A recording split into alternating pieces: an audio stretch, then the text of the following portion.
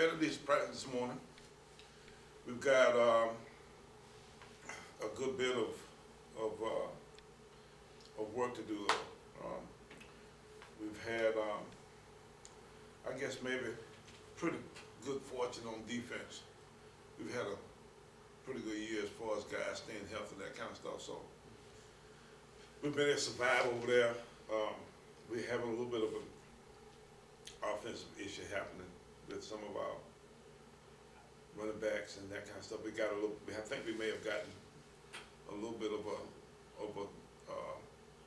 an issue this morning with LeBron Morris. We think he may be out because of a concussion. So we get down pretty thin in the running back deal. We lost Kanome McIntosh to a neck injury in the Norfolk game. So we've got some work to do to get some people in place there. And I think we get D'Angelo Frazier back for the first time in a while. He was a big part of what we wanted to try to do in the Hampton game. So we're gonna see if we can kind of gradually work him back in the process. And then from there, we just got to have some great plans. Defensively, I think we really got our work cut out for us. Savannah's done a nice job of mixing their approach. They're very similar offensively to most of the teams in our league. Now, most of our team, they're a spread team. It's got tight ends, and they can block the edge really well. Their freshman quarterback runs around pretty good. They got a lot of quarterback run game within their offensive scheme, which is always an indication of the fact that you feel pretty good about your quarterback's run ability. And their best running back now was their best wide receiver. Guy named Arshawn Spalding was, I guess, maybe one of the better wide receivers in this league last year.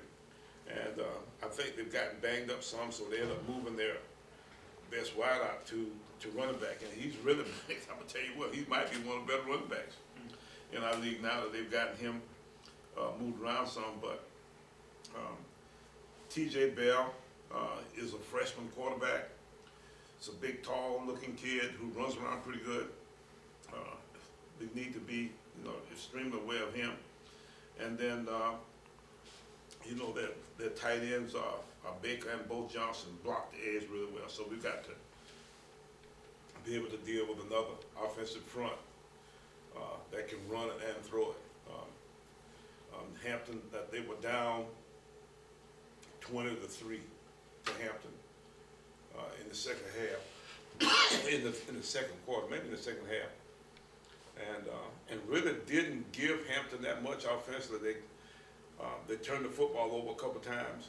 Well, they turned the football over one time on their, I guess maybe 6-yard line, somewhere in that neck of the woods, and Hampton got it in, and then Hampton returned the kickoff against them. So their defense is really playing good. They've got two of the top sack guys. Their defensive ends, Marquis Smith, is a candidate for defensive player of the year in our league. He and Stephon Banks. Stephon Banks is a big, athletic, quick twitch kind of defensive end. So, they've got people all around and through. They kick the ball really well. Their field goal kicker, John Barron, has been there. He's done a nice job for him. Leon Prunty, is an adequate return specialist. And then, the Barron guy also punts for him too. So they got decent personnel throughout their entire team. They got all the pieces in place to be a decent football team. They've won 3 games. That's a big improvement in itself at Savannah. But their team actually looks a lot better than the 3 games they won. They lost close to Fan down to Fan. They lost close to Hampton at Hampton. They played Central off their feet, so they played really well in all of their conference games and had a chance pretty much to win them all. So they've got that deal where they've got another game. They had a delay in their schedule with Morgan State. So they've got Morgan now coming down to play them the following week. So they've only played, well, they played the same amount of conference games we have. And, you know, it makes for both of us being 3-3. So one of us got to, you know, get over the hump as far as having a winning season. At least having a break-even season in the conference. Would you say, looking at film, that this is the best Savannah State team you've seen in a while? It's the best Savannah State I've seen ever.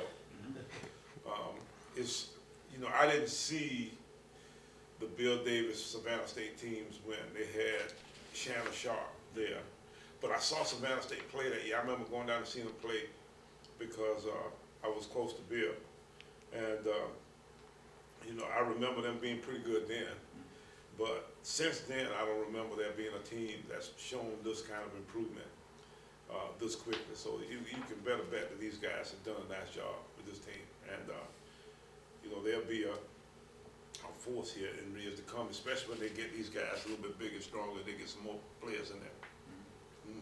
How about just assessing the last 3 weeks here? I mean, your defense has kind of been doing the job. The offense has kind of sputtered. I mean, how? You know what? We played pretty well at times on defense. And we, especially after we settled in, we actually played better earlier this past game on defense, and didn't really play bad the whole game. You know, they had some opportunities to make some plays that they didn't make, but at the same time, our defense hung in there. You know, we've gotten to the point where you can depend on us to play fairly decent on the defensive side of the ball.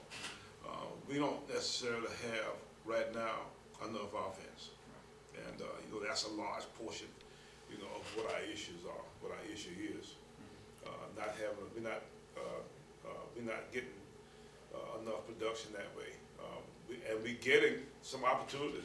We had the ball several times down close to our goal line. We didn't make a field goal. Shouldn't have attempted to make a field goal. And, you know, we seem to really have a propensity for making some mistakes at some of the critical junctures of the game. And we had some misassignments. You know, some of that kind of stuff is the kind of stuff that keeps kind of rearing its ugly head at some of the worst times. So, you know, not only are we having a hard time scoring points, but we're having a hard time with assignments and that kind of stuff. So, you know, we've really shown our youth and experience. The leadership side of our offensive side of the ball, you know, is struggling. We don't necessarily have the ability, and at some positions, to overcome the lack of ability of some of us. We probably right now are probably as deep as we can be in the wide receiver, running back positions. We don't necessarily have enough people right now to satisfy either one of those depth charts.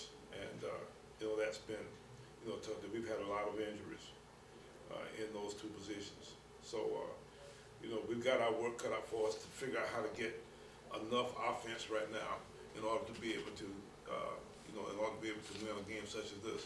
And, you know, we got to get enough offense at least that we can not just continuously put our defense into bad positions. Because if we can keep the football field long, not turn the football over, not have a bunch of losses, just don't do a lot of crazy stuff on offense where, you know, you keep putting yourself behind the 8 ball, then we always got the ability to hang in there with Savannah State. We just got to figure out how to, you know, not do many crazy things and to just not, you know, not turn the football over.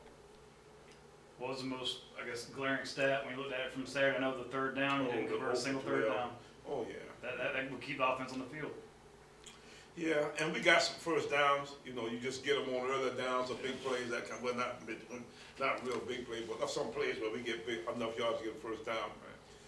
But I think that's still probably the most glaring of all of the stats. The fact that, you know, that we didn't necessarily get a first down, or we didn't convert a third down at all. And you know, I don't know if I've been in one of those in a while. But now we got to fix that quick. So looking at going up against a team that's got the same record y'all have in conference, could be another close one. Converting a few third downs could be huge right there if they start stopping y'all. The general old rule of short yardage and goal line, third downs, you know, those particular key factors make it almost imperative that we show a bigger amount of success, show an improvement in those areas in order to give us a chance to win a football game such as this. We've got to be able to stay on the field more, and we've got to be able to, show more signs, give our team some confidence in the fact that we can get the football down the field that way. Yes. You talked Saturday about maybe getting more of the younger guys in, which you've already got a lot of young guys playing. How much does it help to have them knowing they have a future? It's not just their last 2 games. A lot of them have a lot more games left. Yeah. So. Well, that part for sure. When I got me off, one of the guys said, "You know what? Say, I don't know who else you gonna play." When you start talking about playing young guys, because you played them all already. Now the ones that we pretty much already, decided, we wouldn't pull a red shirt off of a guy at this point. It makes no sense. But in those cases where if there's a guy that we've got active, who's got some ability and a chance to play down the road a piece, and you can better bet that we'll get all those kind of guys in the game. So we're gonna play probably the Malik Mickles,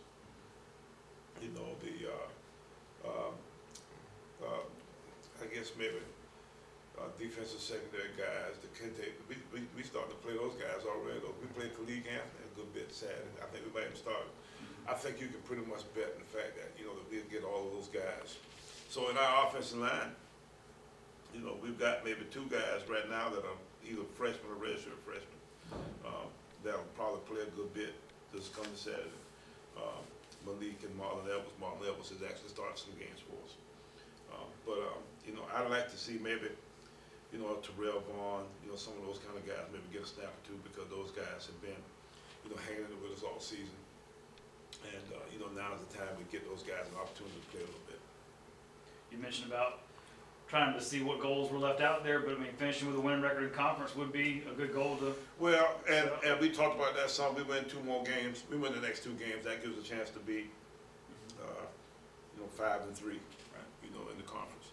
That's a goal. I think anytime you, at that point when you fresh off of a loss, everything's kind of all doom and gloom.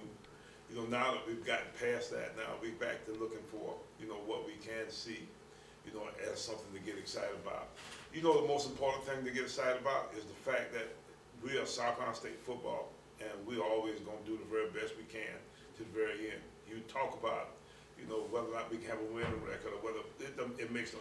If we got another ounce of energy, another minute of competition, whatever it is that's still out there, that gives us a chance to continue to go as hard as we can, we'll do that. And that's as much the goal right now as anything. The fact that we want to make sure that we fight all the way to the very end.